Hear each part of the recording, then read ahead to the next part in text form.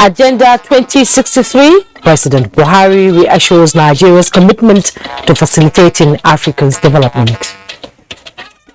That's why over the next 3 years, we plan to commit $55 billion in Africa. Insistent attacks on INEC facilities, House commences public investigative hearing as police arrest PSN and ATOP commanders. The failed politicians are those who could not come back through any other political parties. And as far as they are concerned, let everything spoiled. Alleged secret abortion in IDP camps. Chief of Defense Staff seeks further investigation by Human Rights. Your visit and request has coincided with the resolve of the Commission to investigate the allegations in the Reuters report.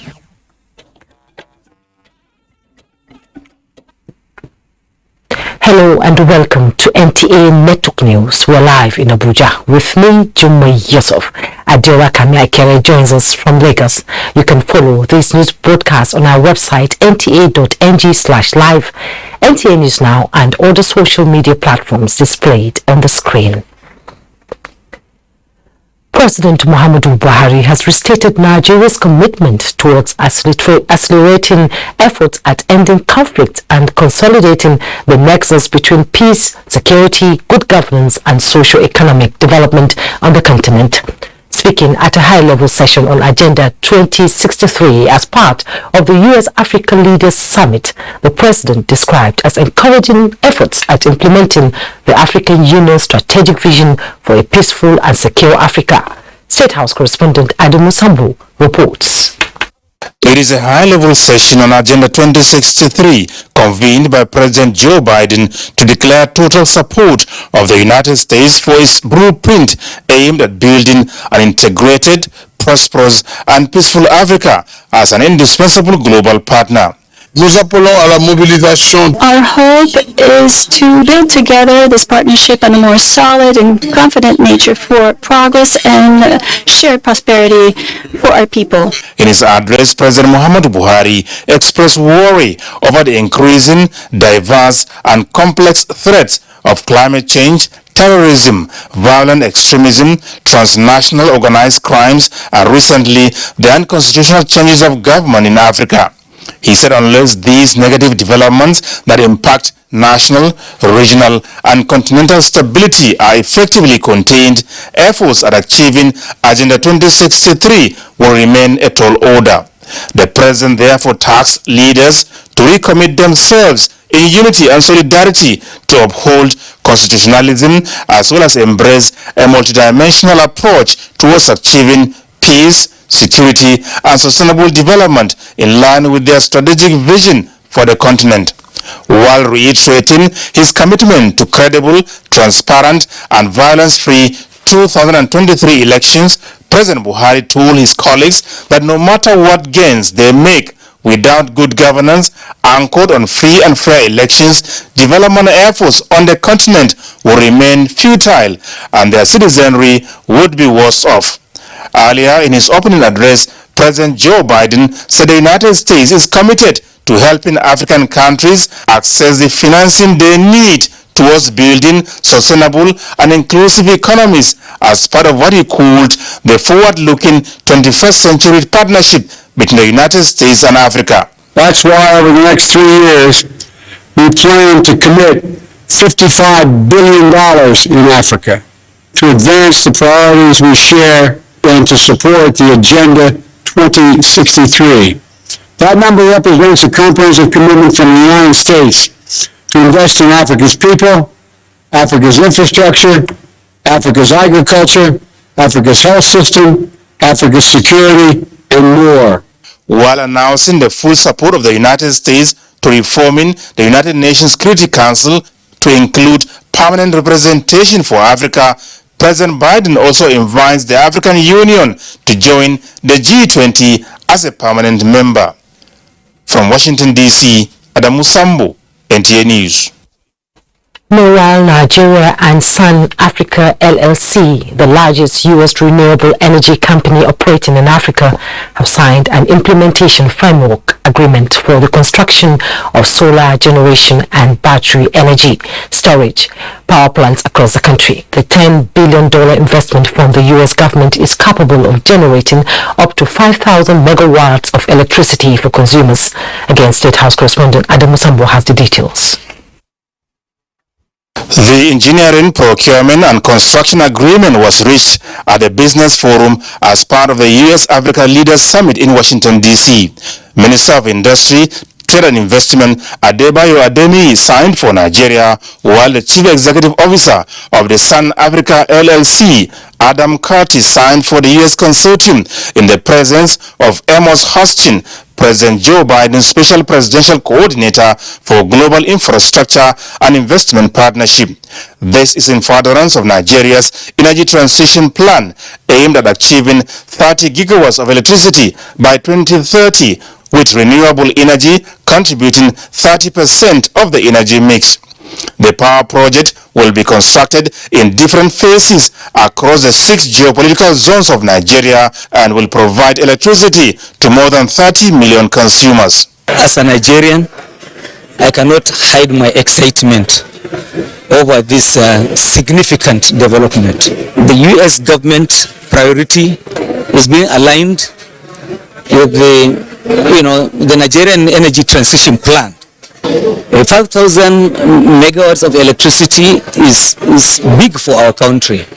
When you consider that current availability in homes and industry, it is somewhere in that region. So we think that this country has really clinched something that is quite significant. And Nigerians must be proud of what President Muhammadu Buhari has achieved on this trip. It will help to bring, as I said, not only safe, affordable electricity to our people, it will create jobs for Nigerians, it will transfer education and technology to our own country. All the technical and financial due diligence for the first phase of the project have been completed for the first 5 selected locations, expected to commence in the first quarter of next year at a financing term of up to $2 billion. From Washington, D.C., Adamu Sambo, NTA News. President Muhammadu Buhari has restated his administration's commitment towards ensuring citizens live a comfortable life. The president's assurance was contained in a message at the inauguration of the National Housing Project in Ilorin, Kwara State. Anthony Frossen reports. My privilege and honor for Commissioners Housing Estate on behalf of Mr. President. Represented by the Information and Culture Minister, President Muhammadu Buhari said the housing project fits into the promises made while seeking Nigerians' mandate in 2015. This is one of the projects undertaken by our government in phases since 2016. Our party, the All Progressive Congress (APC), sought a mandate to form the government in 2015. One of the things we promised was change.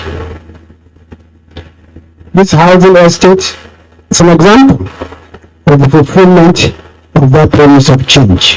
The project, he maintained, has touched the lives of many Nigerians.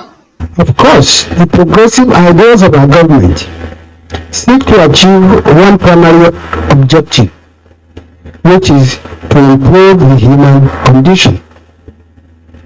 This housing estate has achieved that in many ways.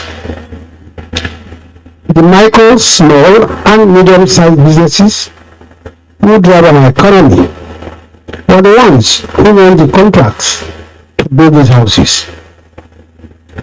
Not only did the successful bids offer an opportunity for these companies and their employees, through them we have unleashed a value chain of economic activities that improved the conditions of the ordinary Nigerians. The president added that the housing project will enable the federal government redeem its pledge to 22 Super Eagles who made the country proud in 1994 when they won the Nations Cup. Representative of the Minister of Works and Housing Babatunde Raji Fashola, while expressing gratitude to Kwara State government for providing the land, said the project has helped in changing the face of Ilori, the Kwara State capital. There are many things to be said about this project, from its design to the economic and social impacts on the community. In terms of design, this project is the outcome of a national survey conducted by the Ministry of Works and Housing to find out the type of houses Nigerians desire. Standing in for the Kwara State Governor is the State Commissioner for Housing, Aliyu Muhammad. Bridging the housing deficit in the country, which is put at about 20 million units as of December 2018, is no doubt one of the cardinal objectives of the administration of President Muhammadu Buhari. To that extent, this ceremony is another dream come true and the fulfillment of the APC's campaign promises to the people of Nigeria. We are still expecting that more of it will still come. Inshallah, our arms are open, our doors are open, and we shall continue to appreciate you. We shall continue to give you every support that's required. The National Housing Program, Phase 1 in Kwara State, consists of 76 housing units, roads, infrastructure, water provision, and electricity connection. In Ilorin, the Kwara State capital, Anthony Forson, NTA News. To legislative matters now, Senate is reaffirming its commitment to the passage of legislations that will improve the security architecture of the nation. President of the Senate, Ahmed Lawan, said this at a one-day public hearing on 6 interior-related bills. National Assembly correspondent Mobolaji Moribiri reports. Easy but not to engage to abandon national assignment. Perhaps this may be the last time the vice presidential candidate of the All Progressives Congress, Kashim Shettima, may interface with stakeholders within the purview of the Senate Committee on Interior, with him as a chairman. 6 paramilitary-related bills seeking establishment and amendment were before the committee. I assure you that your contributions will be painstakingly scrutinized and analyzed, as they will be treated with every sense of seriousness they deserve and reflected in our recommendations. We are waiting for the outcome of this public hearing to pass these bills by the grace of God.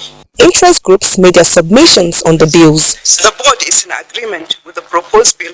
I, the Controller General of the Federal Fire Service, also agree with the board secretary. The Commandant General and the entire members and staff of Nigerian Security and Civil Defense Corps have thrown their full weight behind this bill. We concord with this bill. I am calling on this distinguished committee to allow us time to go and make our submissions and come back. The bills, when passed, seek to improve the efficiency and effectiveness of the respective security agencies. From the National Assembly, Mobolaji Moribiri, NTA News. The President of the Senate, Ahmed Lawan, has congratulated President Muhammadu Buhari on the occasion of his 80th birthday.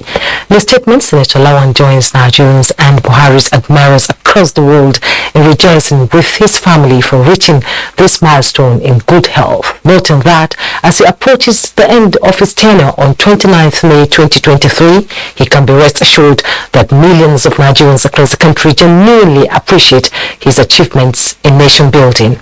Similarly, the Speaker House of Representatives Femi Gbajabiamila has congratulated President Muhammadu Buhari on his 80th birthday, describing him as a beacon of hope whose footprints would remain indelible in the sands of time. Also, the All Progressives Congress presidential candidate Asiwaju Bola Ahmed Tinubu has sent his special congratulatory message to President Muhammadu Buhari on the occasion of his 80th birthday. In a statement, Tinubu hailed the president for his commitment to nation building and long years of patriotic service to the country. We'll pause for some messages. The news continues shortly. Do stay. Thanks for rejoining us. The chairman of the Independent National Electoral Commission, INEC, Professor Mahmoud Yakubu, wants the National Assembly to pass a resolution classifying the Commission's facilities as high security priority for maximum protection. At an investigative hearing convened by the House of Representatives over attacks on INEC facilities, the chairman stated that such attacks should not be allowed to continue to enable the Commission recover in good time for next year's general elections. National Assembly correspondent Lami Ali reports. This meeting is a follow-up to a motion from the House of Representatives which emanated due to concerns over attacks on facilities of Nigeria's electoral umpire. Between 2019 and 2022, the Commission has suffered 50 attacks in forms of arson and vandalism across 15 states of the Federation. The lawmakers described the attacks as orchestrated attempts to scuttle next year's elections. INEC analyzed them as acts of malice by anti-democratic forces, while the police accused criminal elements and disgruntled politicians as responsible. Attacks on INEC offices and properties is not only a crime in this country, it is a threat to our democracy. The assailants see INEC facilities as soft targets for misplaced anger for various reasons. And a further explanation of the attacks lies in the level of security protection for the offices we have nationwide. In the southeast geopolitical zone, we have issues of secessionists, the IPOP and the ESN. The failed politicians are those who could not come back through any other political parties. And as far as they are concerned, let everything spoil. Let everything scatter. The stakeholders believe collective efforts can bring such breach of security to its barest. The best thing is to get this thing before it happened, to be proactive.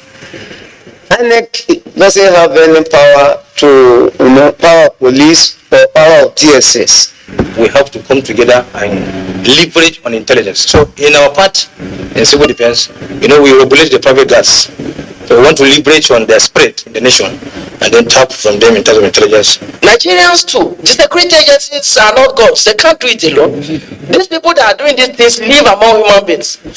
And as the countdown to the general election continue, just 70 days away, concluding work on the bill seeking to establish the National Electoral Offences Commission and Tribunal is seen as imperative to prosecute offenders and eliminate impunity in the election process. From the National Assembly, Lami Ali, NTA News. Still talking security, Airborne State Police Command has recorded another feat, with the operatives of the command's tactical team arresting the commander of the indigenous people of Biafra, IPOB, in the state. Ijoma Peter Mwati reports that a stolen Toyota Sienna bus was recovered from the hoodlums who engaged the team in a gun duel at Obegu Ishialo local government area of the state. Briefing journalists at the Abuja State Police Command, the State Police Public Relations Officer, SP Chris Anyanwu, said the breakthrough was possible following credible information gathered about the hoodlums and their hideout. He acknowledged the efforts of the command's tactical team, men of the Nkwegu Military Cantonment, Abakaliki, as well as the state DSS. What we have here today is a complete bomb factory, the biggest so far recovered in the whole of the southeast. In fact, these IEDs are capable of destroying a very large building and doing a whole lot of massive killing. Meanwhile, efforts to speak with the suspect Sunday, also known as Bongo, proved abortive, as the police said the suspect is helping the command to carry out further investigations. In Abakaliki, Ijoma Peter Wante, NTA News. Now, Nigeria has pledged implementation of agreements at the United Nations Convention on Biodiversity, CBD 15th Conference of the Parties, COP15, ongoing in Montreal, Canada. World leaders converge to fashion out a post-2022 biodiversity framework to save nature from destruction. Onegi Fanface reports. As the world meets in Canada to formulate a framework to conserve biodiversity, halt wildlife loss and protect natural ecosystems, the United Nations insists on inclusive action that addresses economic drivers of negative habits, utilizes indigenous knowledge, and supports vulnerable groups. We need much greater clarity around how wealth resulting from rapid advances in genetic sequencing technologies and commercial applications will be shared equitably. Indigenous people and local communities must benefit from the advances based on plants and animals harvested from their territories. Minister of Environment Mohammed Abdullahi says Nigeria continues to walk the talk, but demands financial commitments from developed countries to address biodiversity loss. I wish to reiterate the readiness of the government of Nigeria to implement decisions that will be adopted at this meeting. We are leading the way with our sister ECOWAS nations. Our appeal for an ambitious global response to biodiversity crisis is urgent and focused. Experts expect the conference to address sharing of genetic sequencing data for equitable access to related benefits. Onengiye Pineface, NTNews. The Chief of Defense Staff, General Lucky Irabor, is urging the National Human Rights Commission to investigate the alleged secret abortion cell in the Northeast, as contained in a publication by Reuters. This was the focus of a high-power delegation from the Defense Headquarters to the National Human Rights Commission in Abuja. Defense correspondent Ismail Musa has details. For more than 10 years, the Nigerian military has been engaged in counter-insurgency operations in the Northeast, protecting lives and property. Through its non-kinetic operations, thousands of abducted victims were rescued, while repentant terrorists are being profiled for either prosecution or rehabilitation. Despite these tasking responsibilities, Reuters, an international media organization, recently attempted to smear the image of the Nigerian military by alleging that the force is running a systematic secret abortion outlet in the Northeast, eliminating the babies of terrorists and rescued victims. We, the armed forces, we have codified our various operational rules and regulations, and in each of these, the tenets of international humanitarian law and other relevant laws have been well captured. Your request today is in line with the determination of the Commission to investigate the allegations because of the human rights implications. Your visit and request has coincided with the resolve of the Commission to investigate the allegations in the Reuters report. A recent visit to the Northeast by defense correspondents on a fact-finding mission shows that the allegation is baseless. We are here in this clinic. We have never received any female that come to say that she want to remove her baby or any other abortion. All rescued victims, including the children and families of terrorists, are accorded deserved. Now, there is need to seek greater technical cooperation between the International Maritime Organization and Nigeria to enhance the country's capacity to meet the increasing demands for maritime education and training. Minister of State for Transportation, Prince Ademola Adegore, stated this at the 2022 graduation ceremony of 233 cadets of Maritime Academy of Nigeria on Akwa Ibom State. Clement Barikio reports. Out of the 233 cadets who graduated during the 2022 graduation ceremony, 139 of them received national diplomas, while 94 were awarded higher national diploma certificates in the different marine courses offered by the institution. Minister of State for Transportation, Prince Ademola Adegoroye, reiterated the commitment of the federal government in making the Maritime Academy of Nigeria, Oron, maintain its status as the #1 leading maritime training institution in Africa and sued for more technical support from the International Maritime Organization to make it a degree awarding institution. Support from the IMO to the academy in securing the CW convention required sea time on board foreign-going ships for our teaming cadets. The maritime stakeholders have said it. We are all united in saying, bravo, Zulu. Please keep up the good work. I blocked leakages, and in 2 years we saved 2 billion naira that would have been stolen. But without the anti-graft agencies, all of them, we can't achieve that. 20 cadets distinguished themselves in the course of their studies and were awarded prizes. Before coming, I already set my target that no, I have to make this man proud for the sake of me and for the sake of every other seafarer outside there. I really appreciate God that I'm able to see this day. Goodwill messages came from stakeholders in the maritime sector, including the National Assembly Committees on Marine Transportation, Maritime Safety, Education and Administration. The Minister of State for Transportation later inaugurated the newly upgraded Margaret Orakusi Marine Exhibition Hall. Clement Barikui, NTA News.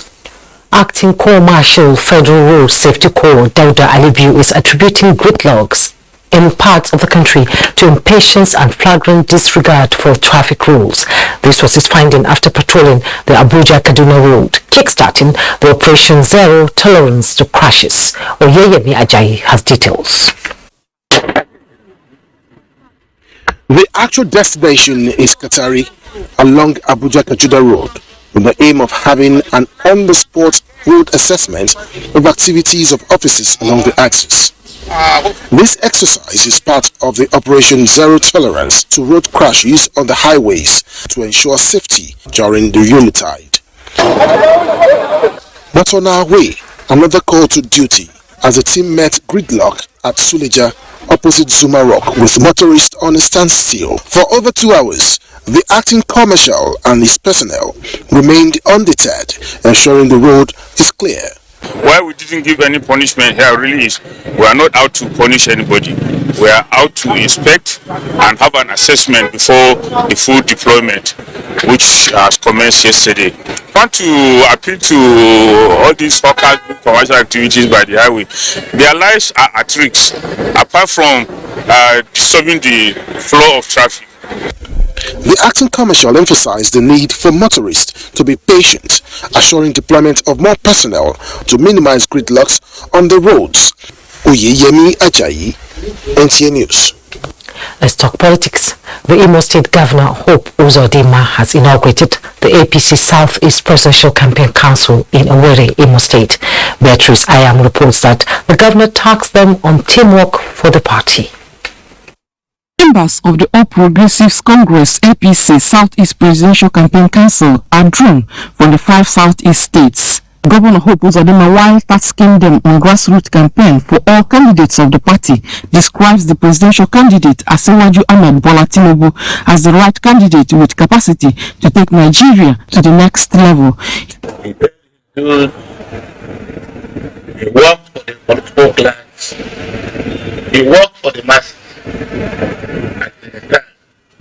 For us to work for him. The APC presidential candidate, represented by the Secretary, APC Campaign Council, James Faleki, and other party stalwarts, advised the council to be good ambassadors of the party in their various states. It's left for all of us to join Governor Hope to deliver. It's not a question of us telling him this and that, and then you go home and do something else. We're working as a team with all of you. We believe in Nigeria. We will do Nigeria and deliver Southeast. We need continuity. So we are set up to go and work. It's no tea party we accept. We are not going to play about it. The governor also used the occasion to present campaign vehicles to each of the 27 local government areas of Imo State.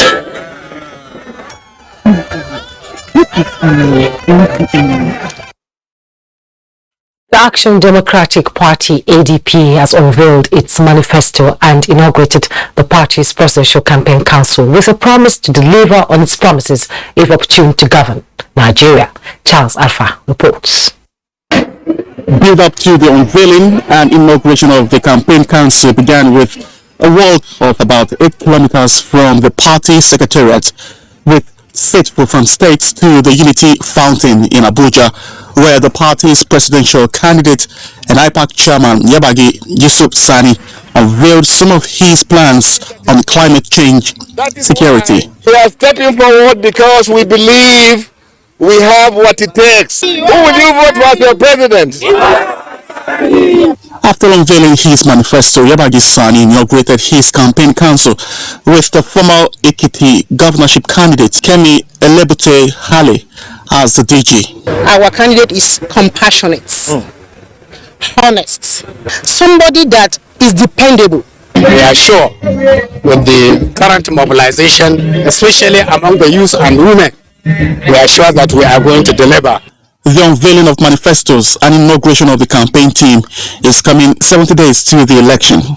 Charles Alpha and Osun State Governor has promised to run an inclusive, open and transparent government that will bring needed development to the state.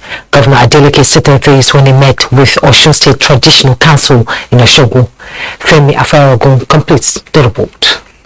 Fathers to all, irrespective of political or religious ideology, their expression saying the governor in their midst was satisfying, a feat that has not happened in recent time in the state. Inherited 8 outstanding loan facilities. Governor Adeleke updated the Traditional Council about the financial status of Osun with a debt profile of 331 billion naira apart from arrears of salaries and pension. The governor assured the monarchs that the poor financial status would not deter him from keeping his campaign promises. This event is pursuant of my pledge to Osun people to be transparent and run an open government. As I'm talking to you, I have a blueprint of my 100 days. It has begun in earnest. The chairman of Osun State Traditional Council, Ooni of Ife, Oba Enitan Ogunwusi, believed the visit has given birth to a robust collaboration between the crown and the government. We had a very positive meeting and it started well. We are very happy because he actually brought it to us. And we, the traditional rulers, we know what to do to actually cushion the effect of this and let them focus on governance. The council proposed a quarterly meeting with the governor going forward. In Osogbo, Femi Afaragun, NTA News. The Petroleum and Natural Gas Senior Staff Association, Pengason, has urged security agencies, particularly the Nigerian Customs and Immigration charged with manning the nation's borders, to stop the high rate of smuggling of petroleum products across West African countries. Lydia Sampson reports that Pengason President Festus Osifo also called for the upgrading of various depots and storage facilities, especially those owned and operated by the NNPC Limited. President Festus Osifo believes that to mitigate recurring fuel queues, making petroleum products accessible to all operators to lift cannot be compromised. The association decried what it called unapproved price hike in the country, despite still operating a subsidy regime for now. Festus Osifo says Pengason will continue its interventions to ensure government policies on the oil and gas industry benefits not only its members but also engender economic growth in the country. Ostensibly called to address the implications of the numerous challenges confronting us as a nation and as an association. To work out modalities on how to effectively deploy the country's vast tapped and untapped natural and human resources for the overall benefit of the masses. Also, management of the nation's critical sector should henceforth not be politicized. The association, which had used the platform to comment on prevailing national issues, called for the stoppage of pension for life for former governors and their deputies in some states, while the people are wallowing in poverty. He said Pengason viewed the recent clamor by the Revenue Mobilization, Allocation and Fiscal Commission to increase the salaries and allowances of top public office holders as insensitive. Osifo notes that it is more painful that many states are not paying the 30,000 national monthly minimum wage implemented in 2019. In Abuja, Major Samson, NTA News. We'll take a break now. When we return, more news. Time now to join Adiola in Lagos for more on network news. Hello, Adiola.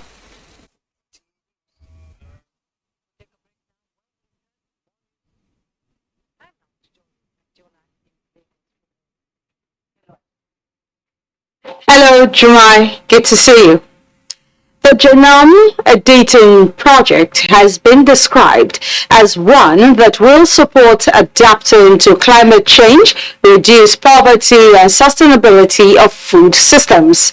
Annie Daniels reports that this was the crux of a two-day dialogue meeting on genome editing organized by African Union Development Agency, New Partnership for Africa's Development Center of Excellence, ALDA NEPAD, in collaboration with the National Biotechnology Development Agency, NABDA, in Lagos. The advent of COVID-19 brought to the world challenges that negatively impacted economic and social activities. Although governments of the world have introduced measures and programs to tackle such challenges, some persons and organizations still believe more needs to be done. This is why the African Union Development Agency Partnership for Africa's Development Center of Excellence, ALDA NEPAD, in collaboration with the National Biotechnology Development Agency, NABDA, is fostering a broader understanding of the genome editing project. So you go directly to the gene and modify what exactly is causing problem in terms of diseases, in terms of other aspects. Then you delete, add or modify that particular function. In 10 years' time, Africa will be self-sufficient in terms of food, in terms of agriculture, in terms of employment. We will be Africa that export food. The project, they say, is already yielding positive results with 6 crops in the pipeline. Cassava, yam, sweet potato, Irish potato, ginger, turmeric, cocoyam, and every root and tuber crops. The technology of gene editing can also be used in medicine. Can also be used in medicine, and or not just in medicine alone, to also develop raw material for industries. Agenda 2063 recognizes that technological advancements from biotechnological innovations in plant and animal breeding have the potential to advance continental agricultural sustainability goals and transform the African continent. In Lagos, Annie Daniels, NTA News. Rather than continue with the trend of underutilizing local capacity in engineering, government must come up with the right framework that will see to the development of such capacity in order for Nigeria to bridge gaps in existing and emerging technologies. This, along with the need for Nigeria to enter into strategic partnership with other countries for joint manufacturing, are some of the consensus among speakers at a public forum organized by the Nigerian Academy of Engineers in Lagos. Adeni Taiwo reports. It's said to be the engine of growth, which is reflected in the nation's GDP.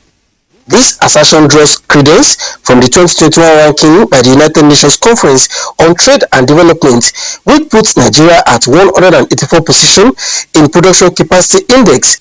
As the leading think tank in the advancement of science, engineering and technology, the Nigerian Academy of Engineering is worried about these indices.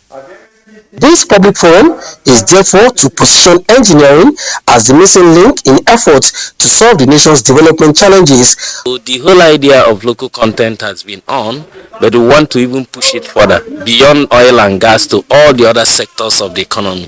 From the lead paper presented by the Senior Special Advisor on Industrialization, to the president of the African Development Bank, Professor Banji Oyinka, to the one on flood mitigation by former president of Council for the Regulation of Engineering in Nigeria, Kashim Ali. The forum not only reviewed the potential in Nigeria's engineering space, but also raised poses of where Nigeria is in future engineering. What we should do is to promote the environment of engineers here, their children, and those who are coming after to be able to form companies and do business. If you have a drainage system that is well constructed and is looking beautiful, even people want to keep it clean. But it's when there is none, then they now find that, oh, they are abandoned, so they drop whatever they do. Issues of funding for research and development, system coordination, and development of local capacity are some of the concerns presented before the political class.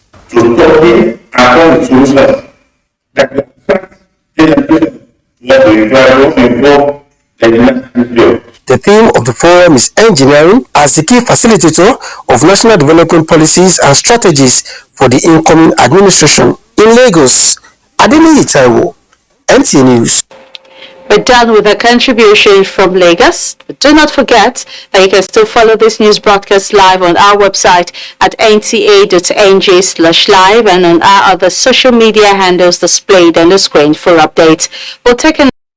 Thanks for joining us.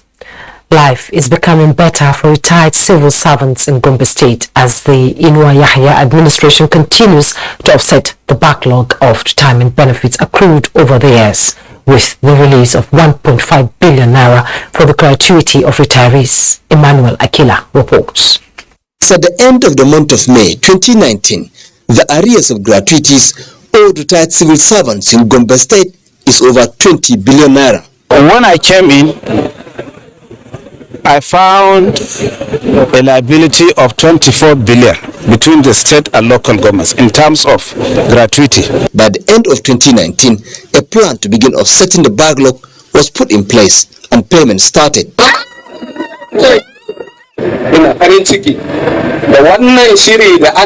am happy with the arrangement for the payment of gratuity. So far, over 4 billion naira has been paid. A sustainable gratuity payment scheme may be the way out for Gombe State. So far, we paid for 3 years, which is about the numbers I was governor, and we are making effort to see that we streamline ourselves and align with the federal system so that we'll recover all and pay back all the backlogs and then put Gombe on the right pedestal through maybe contributory pension. While plans are in the pipeline for payment of arrears of gratuities to local government retirees, the state government comes up with an empowerment program to improve the well-being of workers at the local government level. This is with a soft loan of 250 tricycles. For us too, it's going to give us more income that we can use in taking care of ourselves and the extended family members and others. The loan is expected to be paid back within 5 years. In Gombe, Emmanuel Akila, NTA News. Katsina Emirate Council has appointed Ambassador Ahmed Rufai Abubakar as new Sultana of Katsina. The new Sultana will be turbaned on 31st December 2022 at the Emir's Palace in Katsina, to be presided by the Emir of Katsina, Alhaji Dr. Abdul Mimini Kabir Usman CFR, at the Emir's Palace at 10 a.m. Time now for business news with Musa Abubakar. Thank you, Jummai. Procurement professionals have attributed poor budget implementation to ineffective procurement practice and improper solution. They advocate professionalism.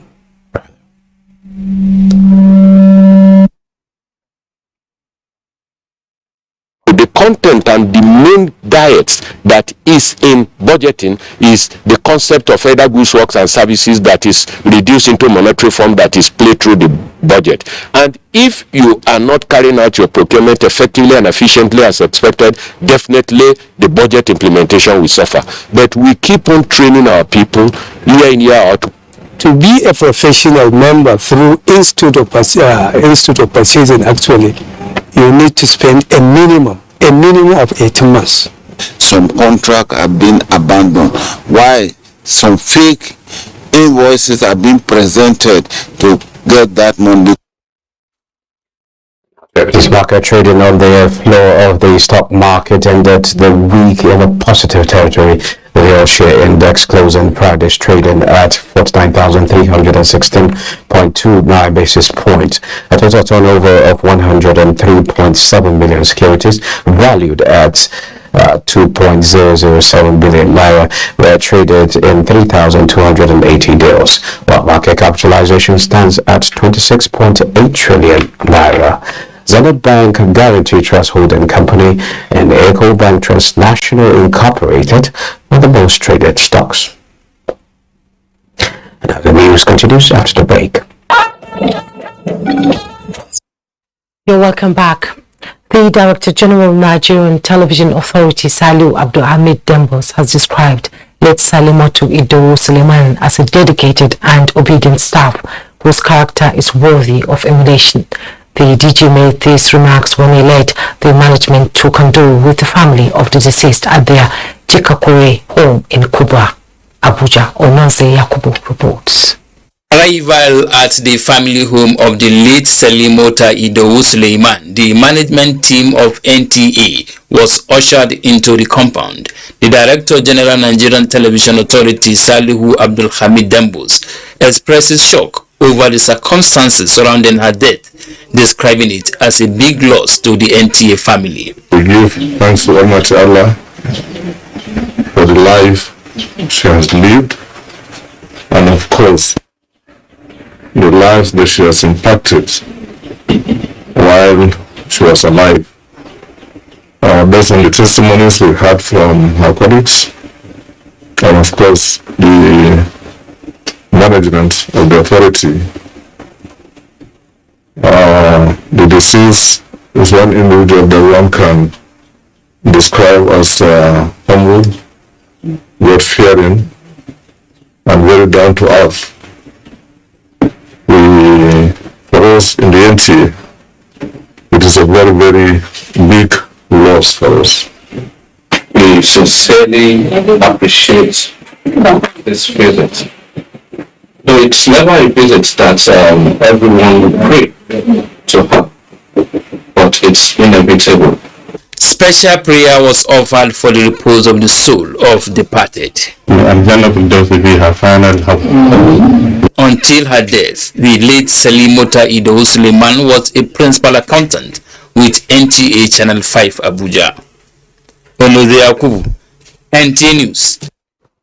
May also rest in peace. The family of Uwa Bocho Oyehide announces the death of Ezene Lolo Catherine Adogo Oyehide, age 80. She will be buried on Tuesday, 27 December 2022 at St. Peter's Catholic Church, Omonoho Amakoho, Ihete, Boma local government area of Imo State at 11 a.m. in the morning. She's survived by children, great-grandchildren, and amongst her children is Judith Chukwendo Okonkwo, an assistant manager with the NTA.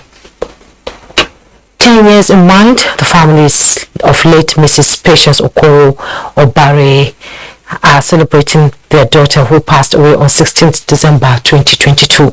A Thanksgiving and memorial service will be held at the Apostolic Church, number 37, Arausa Street, on Sunday, 18th December 2022 at 10 a.m., followed by a reception at the Petroleum Event Center, number 17, Upper Adesua Street, GRA, Benin City. And that's the news for now. Thank you so much for watching. I am Jummai Yusuf.